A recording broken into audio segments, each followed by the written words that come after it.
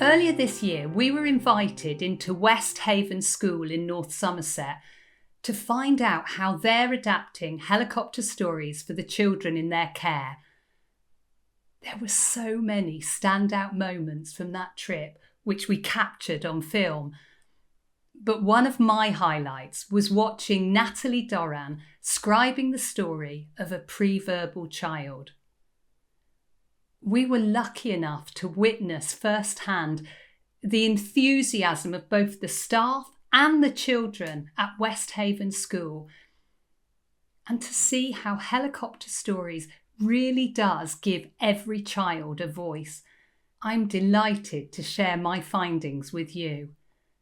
So I'm going to hand over to Natalie and Kirsty as they talk about what it's been like incorporating helicopter stories into their classrooms. I've really loved using helicopter stories in my classroom. The children have really engaged with it. They get really excited every time it's like time for helicopter stories. They all want to tell their story. And it's just given them all a chance and given them all a voice, because they find recording stories and the writing of it really difficult, but they've got so many ideas that they want to get down, that having us being able to scribe and just take that pressure off of them has really helped. Initially, I was a bit concerned with implementing helicopter stories in my classroom. I've got quite a busy class with high needs. I have speech and language difficulties, escape avoidance, refusal of tasks. And I was a little bit concerned, but actually they've absolutely loved it. They've really taken it on board. I'm going to read it. You can read it. The bike was black in the shade, jumped out of the stove or the oven. Then he started catching naughty children.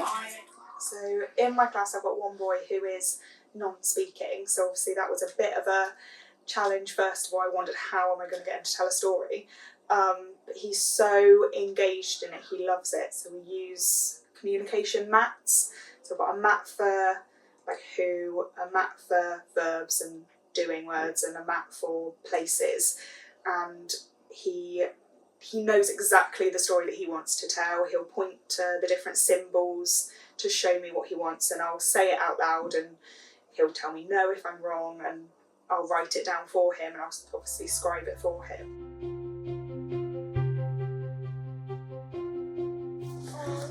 Who is in your story? Hulk! Hulk? What did he do? He's at the farm? Yeah. Hulk at the farm. What did he do at the farm? He saved? Yeah.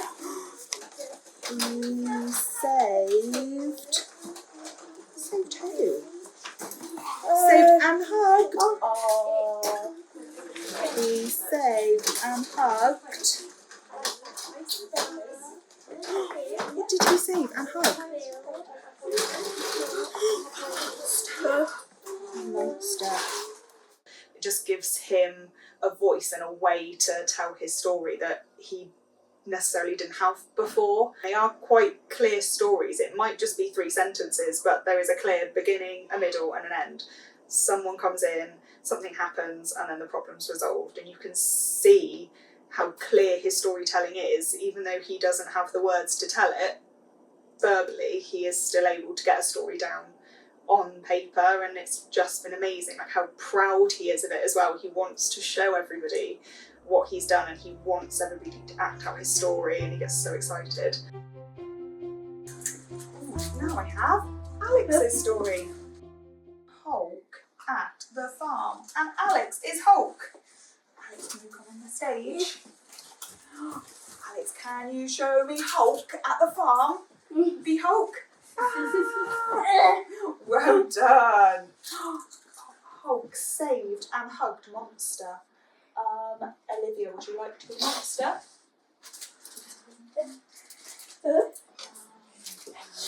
Hulk, can you save and hug the monster?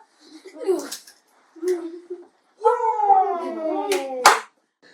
So when I was choosing the symbols for all of the mats, I took into account the child, so I was able to really tailor it to his interests, the sort of things that I know he likes to watch, the sort of thing, the books he likes to read, the things I know he engages in. So we've got a lot of superheroes on there, some Paw Patrol, I've got his favourite animals that he can choose from, and then like known places as well, so the beach, the farm, home, shops. So he's got familiar context, things that he really enjoys, to give him the ability to express himself.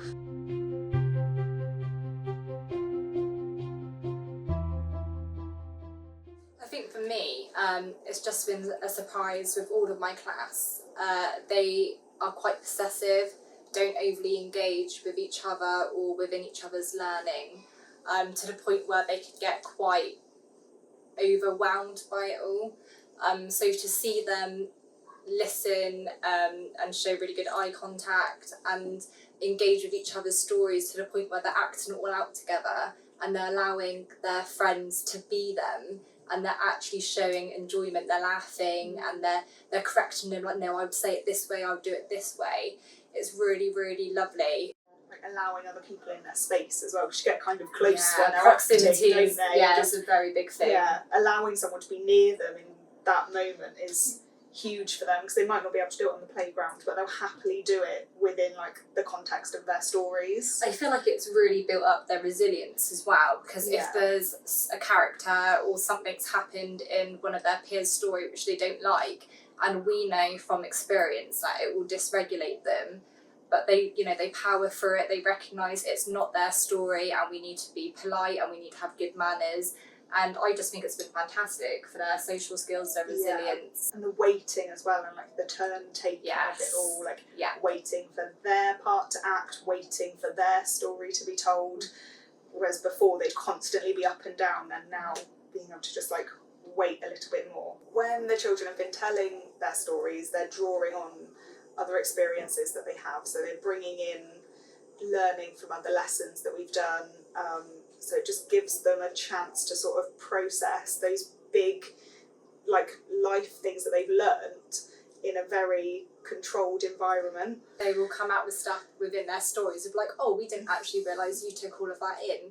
So that's really, really lovely. Or, during their unstructured time, and they might say something along the lines, oh, you did that in your story. So they're remembering each other's stories as well, which is really lovely. I've had some in their free time, like ask people if they want to tell a story, and then they'll write it down for their friend, and they find that writing really challenging, but they're happy to do it because it's within a context that they know and they're familiar with and they really enjoy. And it takes the pressure off of like, this is a phonics lesson, I need to use my graphemes, but they're just doing it in such a fun way that they're not even thinking about the spelling, they're just writing it. When they're doing imaginary play and they're deciding which characters they want to be, you have a child who'll be like, right, you're going to be this person, and they're really resilient with it and they accept it as well. It's almost like they are doing helicopter stories, but they're choosing to do it freely within their own time, which is really lovely. Yeah. Whereas before, an adult would have to step in and be like, well, how about you be this person this time, and you do this time, where I feel like I've stepped back quite a lot. It's not just about storytelling, is it? It's all the social skills that come with the content. It's allowed me to be a little bit more open and just allow the children to show me where we're going, and I'm not directing them the whole time. It's completely child-led, it's their story, I have no control over it, and just allowing them to have complete freedom has helped me to be able to step back and think, oh, like, you can lead the way, I don't need to be like holding your hand and walking you through everything, you can have independence. To implement it well, there is a lot you need to understand and a lot you need to know. But now that we have gotten our heads around it, I think we're doing all right. I think we're doing okay.